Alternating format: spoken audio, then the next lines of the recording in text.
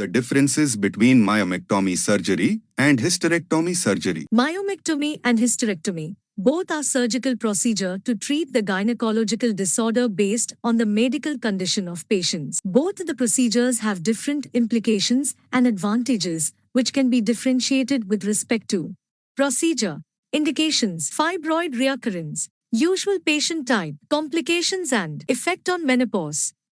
In myomectomy surgery, only the uterine fibroids are removed, leaving the uterus intact. In hysterectomy surgery, based on its type, only the uterus or uterus with adnexia refers to the collective term for the ovaries, fallopian tubes, and broad ligaments can be removed. Myomectomy surgery is suggested when patients have gynecological conditions such as uterine fibroids, menometrorrhagia, when menstrual bleeding occurs outside the monthly cycle or extremely heavy or prolonged periods, anemia, pelvic pain and pressure, enlarging fibroids with the possibility of malignancy, cancer, urethral obstruction, inability to evaluate adnexia when gestational period is greater than 12 weeks. Whereas, hysterectomy surgery is suggested when patients have gynecological conditions such as large and multiple uterine fibroids, uterine cancer, endometriosis, the tissue in the lining of the uterus grows outside the uterus, uterine prolapse, adenomyosis, the protrusion of uterine lining through the uterine muscle wall, pelvic inflammatory disease, PID.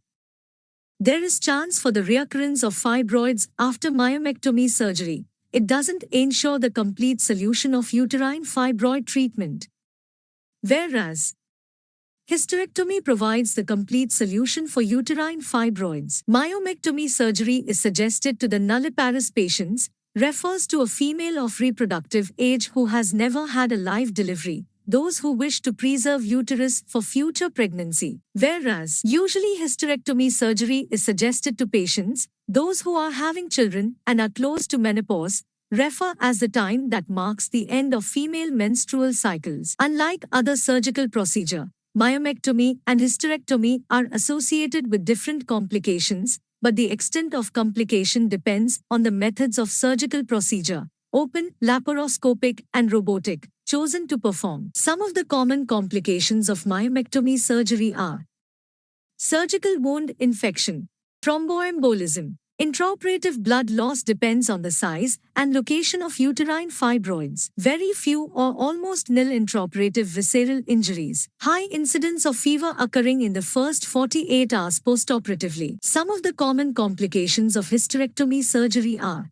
surgical wound infection, excessive bleeding, a number of intraoperative visceral injuries, urinary tract infection, nerve damage, operative thromboembolism, atelectasis, partial collapse or incomplete inflation of the lung, early onset of menopause and loss of ovarian function. Usually myomectomy surgery doesn't affect on menopause as the ovaries which regulates the female hormones are left intact in myomectomy surgery. Whereas, depending on the type of hysterectomy surgery, either the retention or excision of one or both the ovaries can be seen, due to which menopause can be seen around 5 years after the surgery. Both myomectomy and hysterectomy procedures have the capacity to influence the lives of patients who will go through the surgeries.